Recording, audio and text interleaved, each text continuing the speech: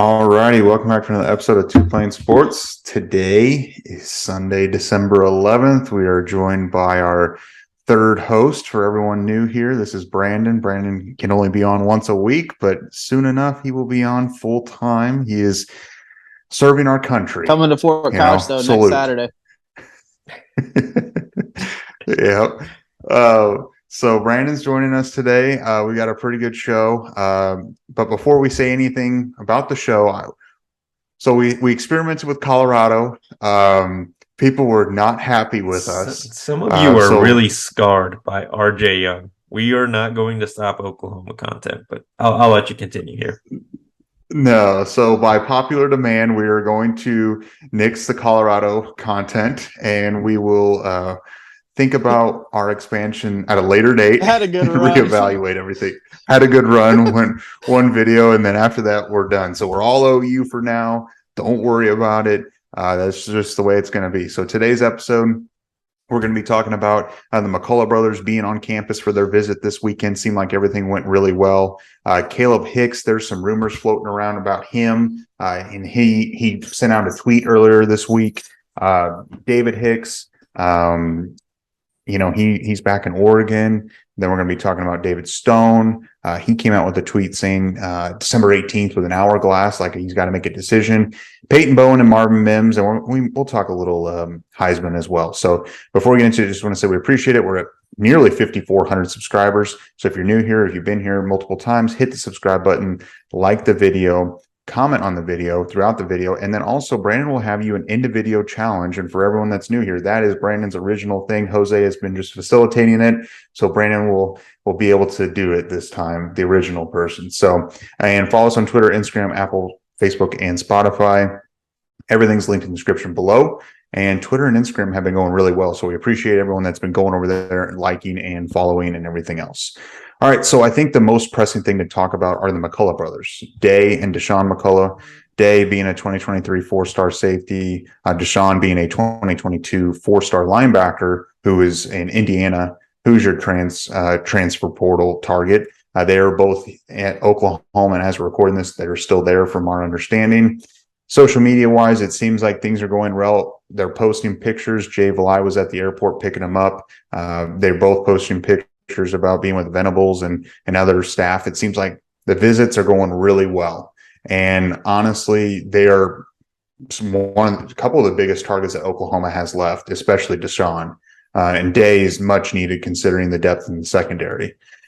It seems like things are going really well. And I think it's well enough. I think it's safe to say that there could be announcements coming out over the next few days. What do you think, Jose?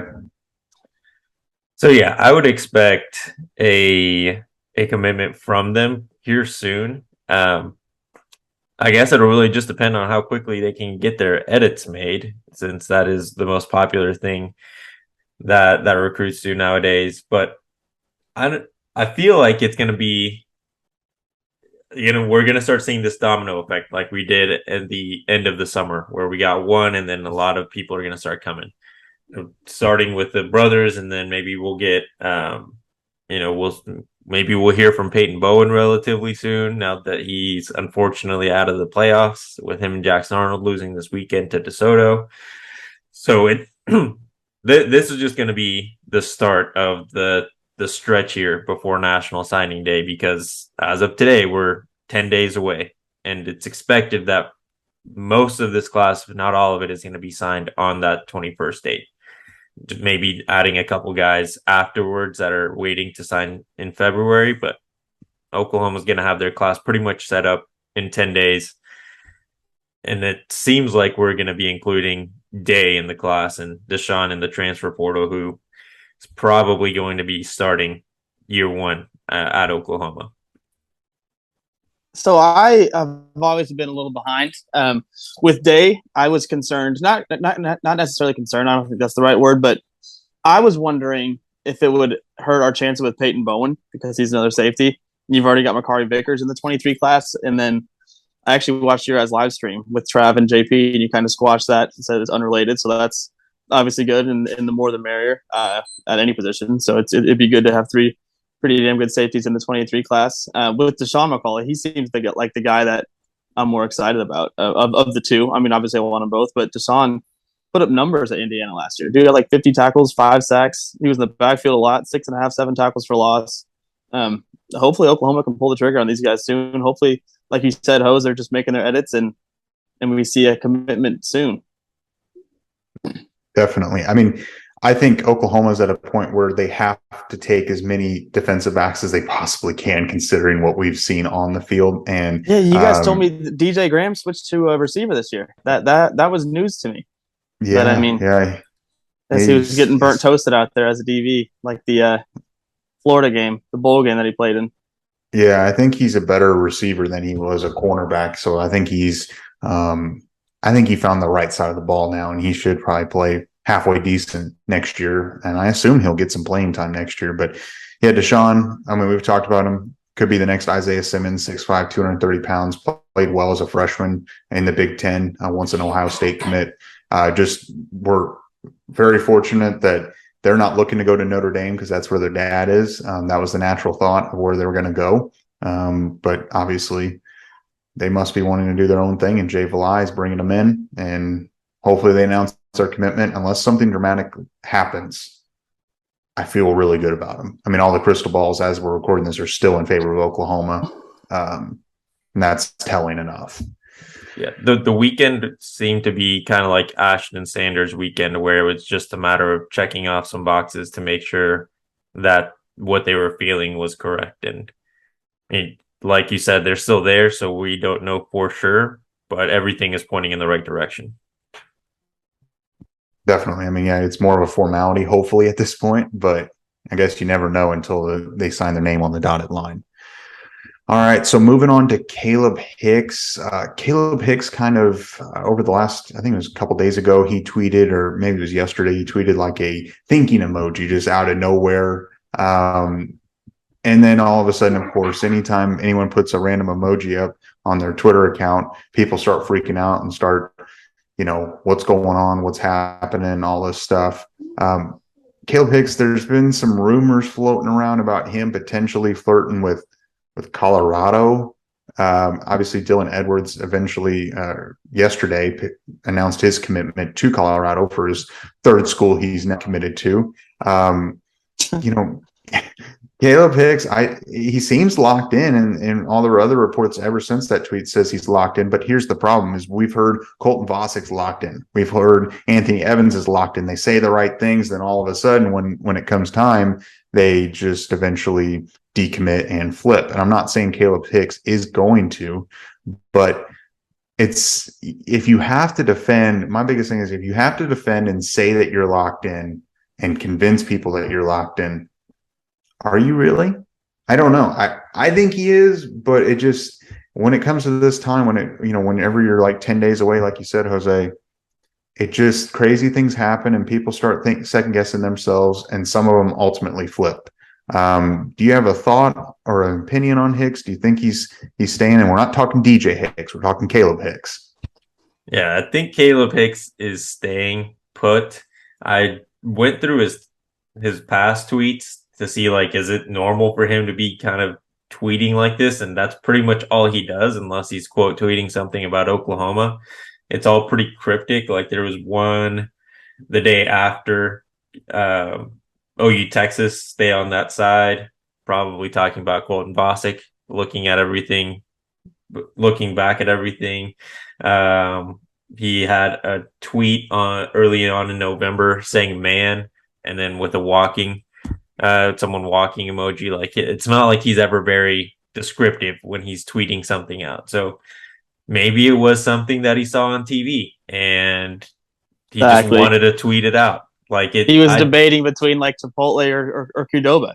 Yeah, or changing his major, or what video game he's going to play that night. Exactly. Maybe someone told him that LeBron James is the second best player of all time, and he was thinking about it and said, "No, that's wrong." So somebody told him the truth. It's all wrong. Like, it really could mean anything. Is the point here? Like, it's an emoji. Until this one really, like, I get why people are hysterical because we are so close, and Deion Sanders is going to pull up some upsets. I mean, he already did with Notre Dame. Literally, the coaching staff, Marcus Freeman Dalen McCullough were in Dylan Edwards' home 2 days before he decommitted and essentially flipped. Like it's not like it would be impossible for him to flip, for Dion to flip a running back like Caleb Hicks, but I don't see it happening with Caleb.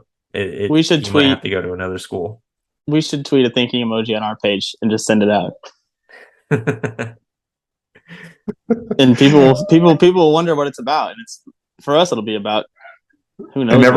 And everyone that's watching this video, if they follow us on Twitter, they'll know exactly. They'll know that we're screwing with him. Yeah. But we should do it. We should do it right now. It's actually pretty funny. Jose, send it out. Let's do it. So anyway, I think Caleb Hicks is locked in, and everyone that's watching this will know that tweet is just a joke and just to stir the pot, and that's probably what Caleb Hicks is doing or was doing. Yeah. So that's that. I don't think OU's going to lose him, but crazier things have happened.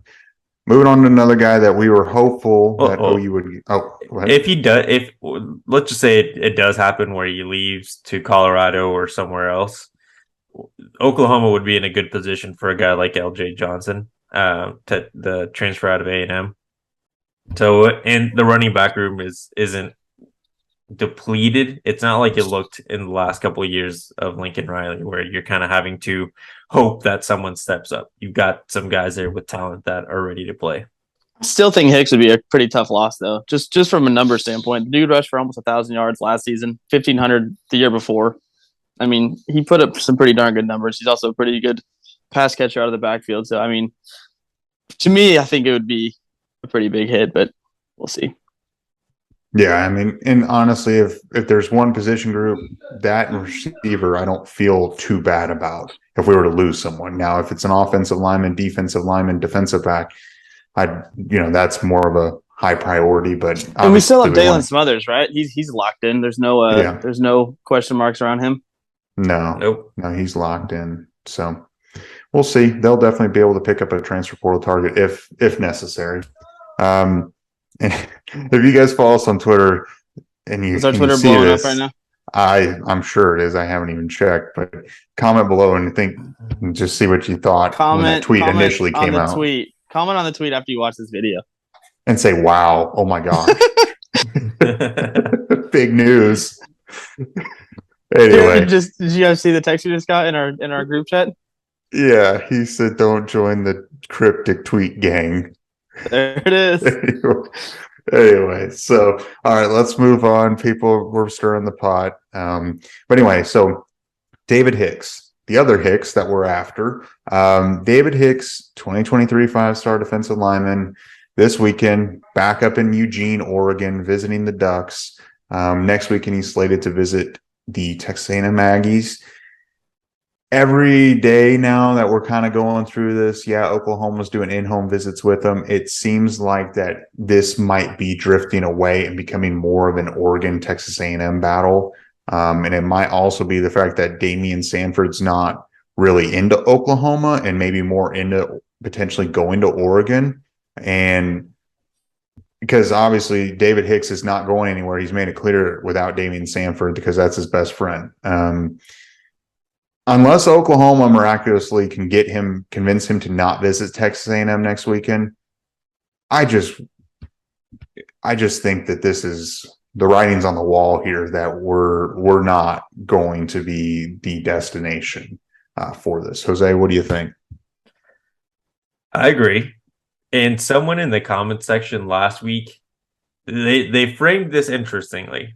David Hicks, the girlfriend is undefeated. We've all conceded that. But David Hicks is potentially going to a place where his best friend's girlfriend is going. So she got 2 wins. And been pulling him to A&M. Crazy. And it does seem less likely every day that Oklahoma is going to be the landing spot. The one thing this weekend did free up for Brent Venables and the coaches, because the expectation was if Denton Guyer did make it past DeSoto and got to the state championship, they were going to be visiting Peyton Bowen and Jackson Arnold for the game.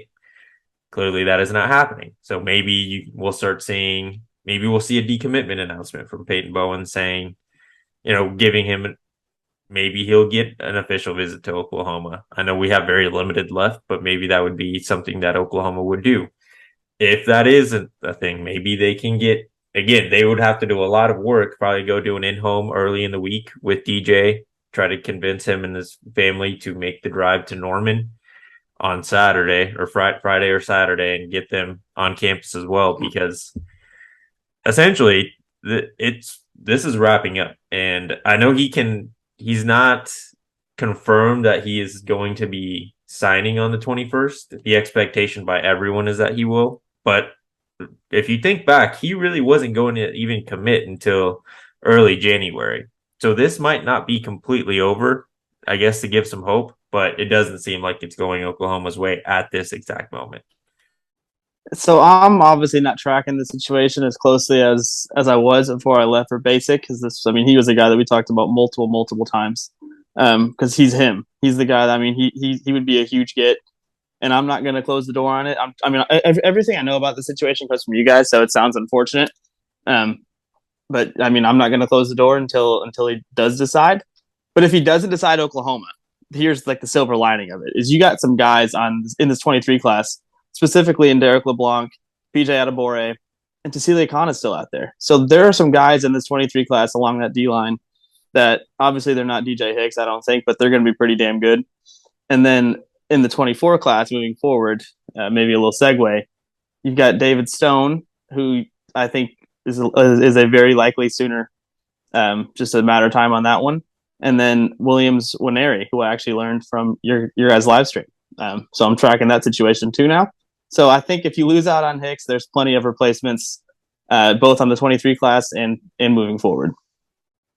Yeah, not all, it's not the end of the world. Obviously, David Hicks is a difference maker, and he is, a difference of potentially winning a national championship. He's that good of a player. But, if anything, I'd rather him go to Oregon and get him out of the SEC.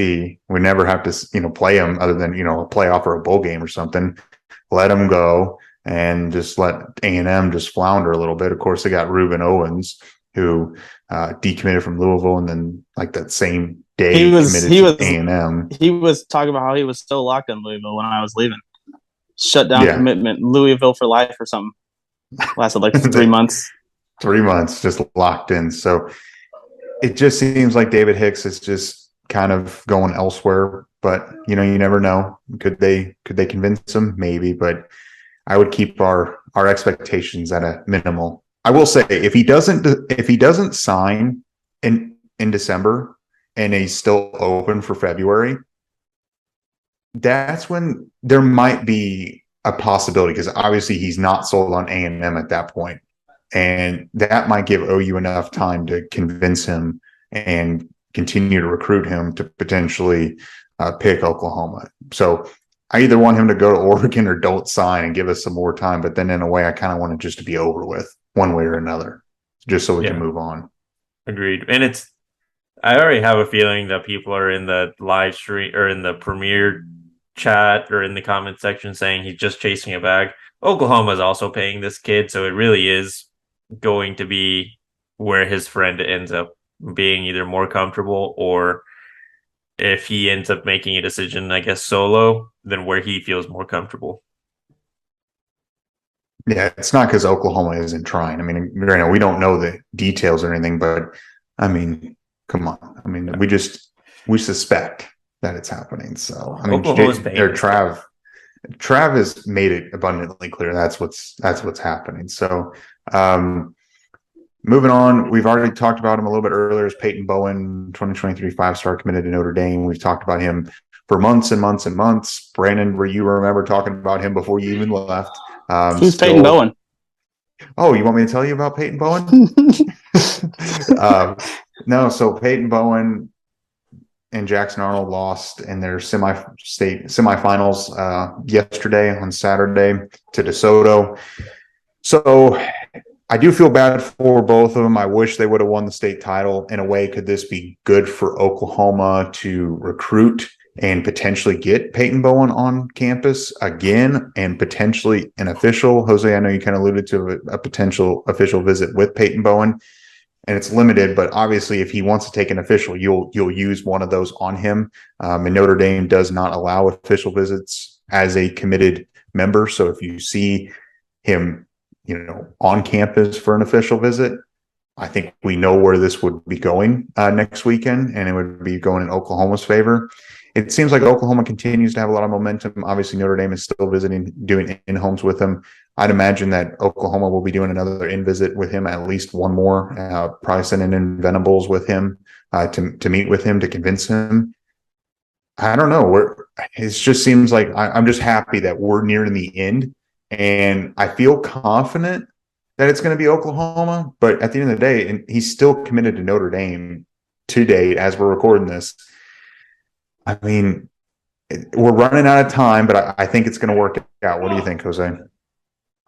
I mean, he's not in a rush, clearly, and that's all right. It's his decision. It's gonna be a decision that affects him, not us, like any of us, because we're just watching. But yeah, I agree. It's gonna be it. Even though he's still committed to Notre Dame, there's always been the feeling that he's going to flip to Oklahoma, and it was a matter of when, not if. Now, could that change? Sure. Marcus Freeman and the staff have experienced some letdowns in recruiting, even though they've recruited really, really well, especially for year one. They've lost Keon Keeley. They just lost Dylan Edwards. They were struggling with finding a quarterback. And they have been struggling finding a quarterback in this 23 cycle up until very recently. So they've had their struggles, and this would pretty much be the gut punch that they're trying to avoid. And they're going to do everything that they can to avoid it. So I feel confident, and it sounds maybe shitty, but the fact that they lost, I think, is going to speed up this timeline just a little bit to get him to make that decision, because it was always their focus was on their high school team, which I think is great. That's what they're supposed to do. Their goal was to win state. Unfortunately, they fell short, but now he's got a little bit more time to think, more time to meet with the coaches, more time to take visits. Will his family try to arrange time to go to South Bend? It seems unlikely, but they could. They've got a little bit extra time. I'm not sure how much, if there's any school left, if they have any school left at Denton Guyer. So time is all they have at this point, and I think that works in favor of Oklahoma. So what's crazy to me, sitting here, being a part of the show again, with the exception of the part of them losing in the state semifinals and all of that stuff, this conversation is cut and paste from 3 months ago. It's the exact same thing. Oklahoma's gaining momentum. I feel really good about our chances. It's a matter of when, not if. Everything. It's literally copy and paste from what we talked about for 3 months now. I really thought this would be over at this point. Like you said, Brum, I'm happy that hopefully it ends by December 21st, and obviously, hopefully, we still get Peyton Bowen. The class is 6th right now. I think if you land Peyton Bowen, it jumps to 3 or something, 3 or 4. He's a big time player. I think he's a guy that can play day one as a freshman. Honestly, him and DJ Hicks were the guys that we thought could have played day one at OU. It doesn't look like DJ Hicks is going to be a Sooner. Peyton Bowen is still very much on the table. It's just crazy to me that 3 months later, it's the exact same conversation. Like, really, with the exception of the state game, nothing's changed. Like when we had Jackson Arnold on, he was talking about bringing Ryan Yates and Peyton Bowen, hopefully. It sounds like the Yates door is closed because we're not discussing that at all. But with Peyton Bowen, it's the exact same thing, which is it's crazy. Yeah, it's the exact same thing. It's been the same thing we've been talking about forever now. And I think Jose and I are extremely excited to just close the book. And it seems like Parker Thune is excited to close the book on him. I think everyone's just ready for an answer one way or another. Obviously, we want him, but what more can you possibly? That was my argument 3 months ago. What more can you possibly show him or convince him? What else can you throw at this kid to get him to flip and commit? That was when he was at visit number 8 or 9. Now he's probably around 36 or something. So who knows? It's tough.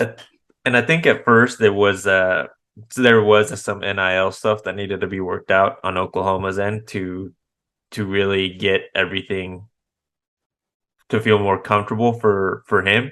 Now it sounds like everything is well on that front, and it is literally just a matter of him making it a public announcement because both schools feel good and he's saying everything right to both sides. That's getting him just across the finish line so that everyone can just have a final decision. And I'm sure the coaching on both sides probably feels the same way, just like fans do, probably just like he does. Like, I'm sure it's not something that he's content with still having over his head. So again, it's his timeline, it's his decision. I just hope it comes sooner rather than later. We need the girlfriends to stay undefeated. Yeah. Well, what's oddly similar about this is, do you guys remember Tristan Lay, who ultimately committed and signed to Clemson, where he was telling other staffs, well, I'm going to come play for you or whatever. And it was like multiple staffs up till National Signing Day. And then he announced it at the Under Armour All-American game or whatever. I'm not saying that that's exact same thing that's happening, but one of these staffs is going to be blindsided. I feel like both of them think that they're going to land him and sign him, but someone's going to be shocked. And, it seems like Notre Dame's side, the Notre Dame reporters are convinced that he's staying, and the Oklahoma reporters are convinced that he's going to Oklahoma.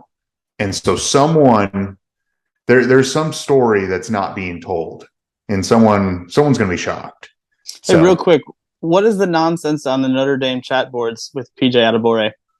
Are there some Notre Dame fans thinking he's going there or something? What's going on with that?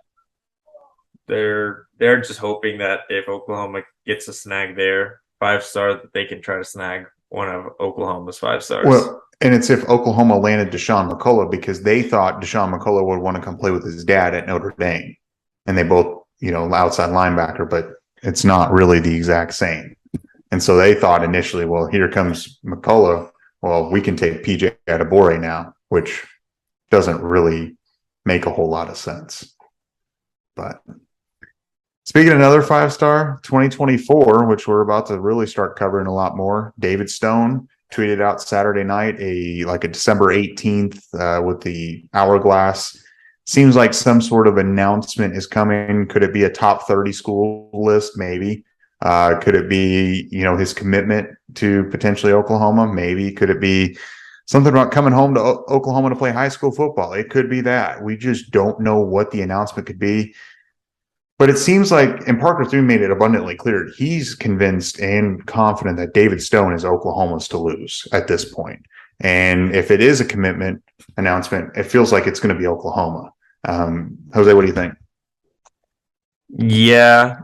I mean, I'm still a little stressed about Michigan State here, trying to pull up an upset. And that is, I guess, what I'm most concerned about is if it is a commitment announcement, will Michigan State be able to pull something off? Because, the staff is notorious for wanting people to take their time in making an announcement.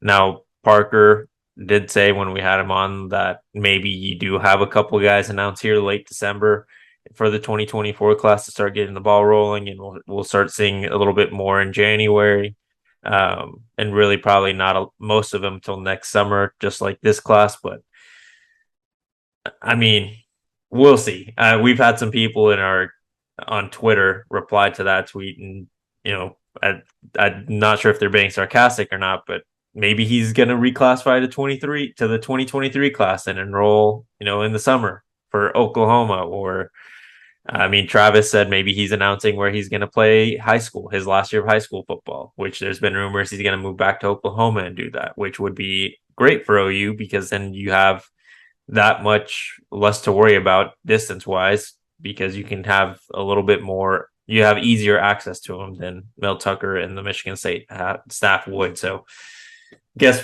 that one threw me off guard. He did tweet like 2 weeks ago that it was almost that time. So it is an announcement. I don't think it's going to be a top 3, a top 2 list. It's going to be either he's going to Oklahoma or Michigan State, or he's going to come back to Oklahoma and play his last year of high school football. So we'll see, but it definitely was something that came out of nowhere. Well, I hope you're right, because 2 of those 3 options I think are good for us. Obviously, if he commits to Oklahoma, that's great. That's the best news possible. But if he comes to play high school ball in Oklahoma, that's second best, because like you mentioned, I mean, that's just he's in our backyard then, and he's a guy that I think we already feel like he's ours just in a matter of time. But I feel like it's going to be a top something announcement. Like, there's still so much time left for this kid to make this decision. He's class of 24. He's got an eternity. I feel like it's going to be a top something list, and we're getting all excited, and we're going to get let down because these top lists. I mean, I understand as a recruit, I would want to do it too because it's fun and it's cool, especially when you're wanted by these many schools. But as a fan, kids, stop doing this stuff. It's frustrating. I'm kidding. It's fine. Yeah, it's fine if it's like a top 5 or something, but whenever it's like top 25, it's like, man, that's top 207 schools. Here's the list. Yeah, I don't know. So I'm curious to see. We'll find out in, I guess, a week from today as we're recording this.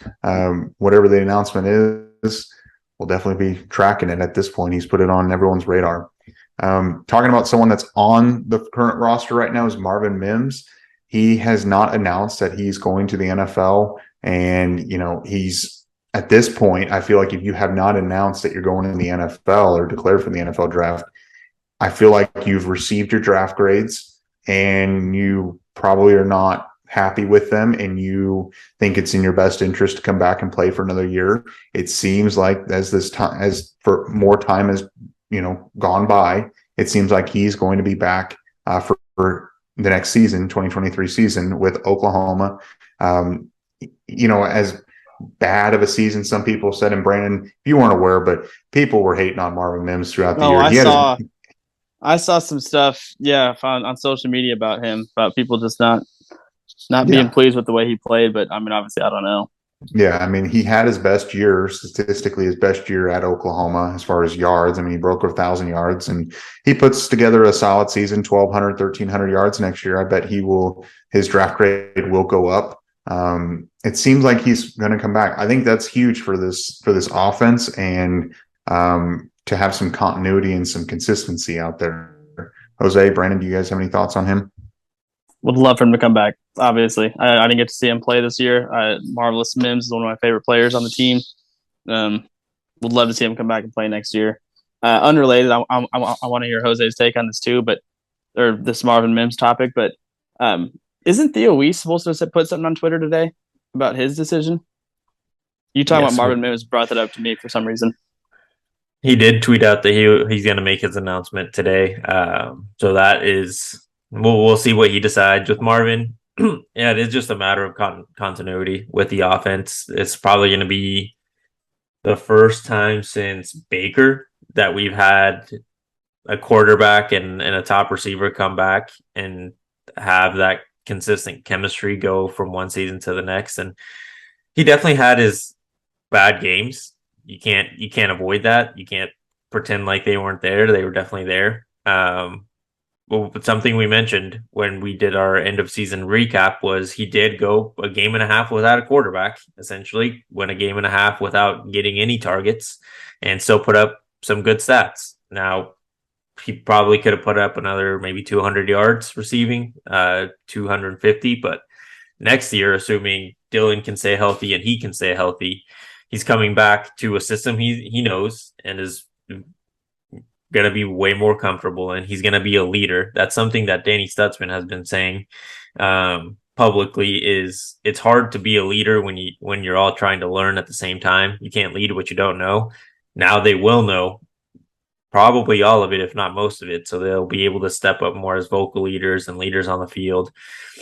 And it'll end up working out for Oklahoma because you'll have that veteran leadership that will be gone, because Braden Willis was that guy. It seemed like this year with the team. Now you'll have your starting quarterback, one of your starting wide receivers coming back, especially Marvin Mims, foregoing the NFL draft and potentially coming back to Oklahoma. I think is huge and speaks to what Venables is trying to accomplish here. But Yeah, with the more time that goes on, it seems more and more likely he stays, because if he was going to go into the draft, why put yourself in harm's way in a bowl game that really doesn't matter?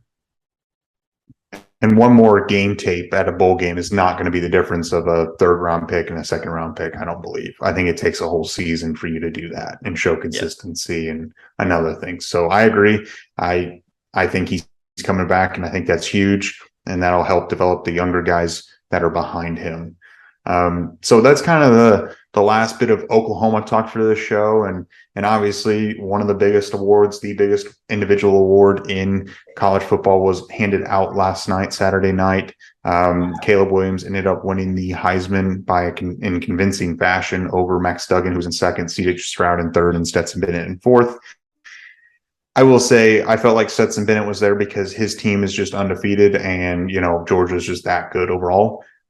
Max Duggan plays with all heart, and just he exceeded all expectations, and he was a great story. And I hope the Frogs I hope the Frogs win it all. I hope they do.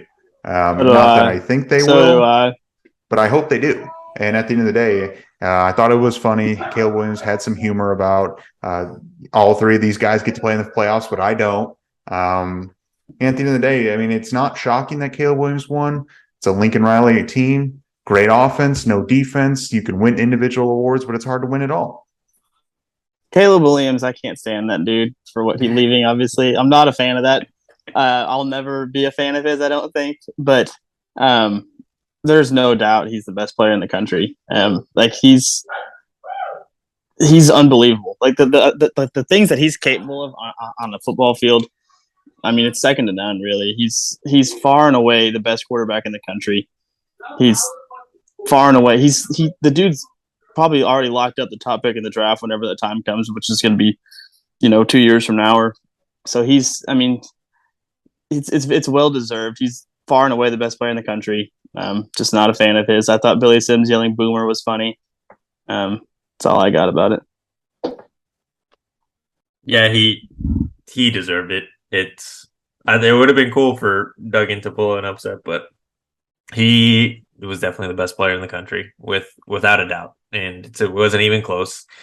Take Caleb Williams off that roster, and they are maybe 6 wins, maybe, and 6-6. Yeah, that'd be hard to do. I mean, they'd probably struggle more. They'd let almost every single opponent that they played score a large amount, and I mean, Arizona State was hanging on with them until the fourth quarter, where Caleb Williams pulled them away from it being a close loss or a close win. So, yeah, he is the difference, and he was the difference for Oklahoma last year. He is the difference for USC, and Lincoln Riley will probably be looking at the NFL once Caleb Williams is leaving, because there's no amount of money that college donors can put together for him to forego being the number one pick in the NFL draft next year.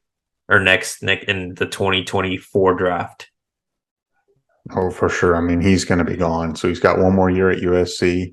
He might go back to back, but I will say it's really extremely hard to go back to back Heisman Trophy winners. I mean, there's only been one. So I have a hard time believing that he will win it again. Could he? Maybe. But at the end of the day, if you're not playing for a national championship, we've seen this story before. I mean, it's great when we had a couple Heisman winners, but I would trade a Heisman for a national championship, just me personally. So here's what it is. He's the best player in the draft, and he will be the number one pick. And I hope, at the end of the day, if the Patriots go 0-17, I hope they draft Caleb Williams. But other than that, they're going to take Lincoln Riley too. Billy Cheat's going to retire because he's 90. And you're going to get Lincoln Riley and Caleb Williams. So we will play no defense in the NFL. So, but anyway, pretty good show. We should be seeing some announcements hopefully this week as far as transfer portals and announcements and things like that. Do you guys have any final thoughts? Or Brandon, should you do the end of video challenge for the people? So here's what we're going to do today. We're going to tune in to ESPNU, probably like right now. I don't know what time you guys plan on releasing this video, but Bedlam Wrestling's happening. Hopefully we are competing well against the Cowboys. Tune in Sunday Night Football. Watch the Dolphins destroy the Chargers. Move very much closer to clinching a playoff berth. I still have not seen a Dolphins playoff victory in my lifetime, so hopefully this is the year. Fingers are crossed for that. And then so for the end of video, do you guys also want TCU to win the whole thing, like me and Brum do? I assume Hose does too. Go Horned Frogs. And then what's the best restaurant in Tulsa? Interesting. Because All right. I think the three of us can go to Tulsa and go to a restaurant sometime soon. Yeah, definitely. So let's let the people decide. yeah, I'm sure there's some people from Tulsa watching. So, all right. Well, made it this far. Hit the like button, subscribe to the channel, turn the notification bell on, do the end of video challenge. Follow us on Twitter, Instagram, Apple, Facebook, Spotify. Everything's linked in the description below. I think that tweet that we throw out the thinking emoji, I think people are reacting to it. So if you do follow us on there, comment saying, wow, big news and things like that. It's just funny how these emojis can stir everyone up, just like we talked about Caleb Hicks because he threw out one emoji and it was a segment. So we appreciate it, and we will see you guys later this week.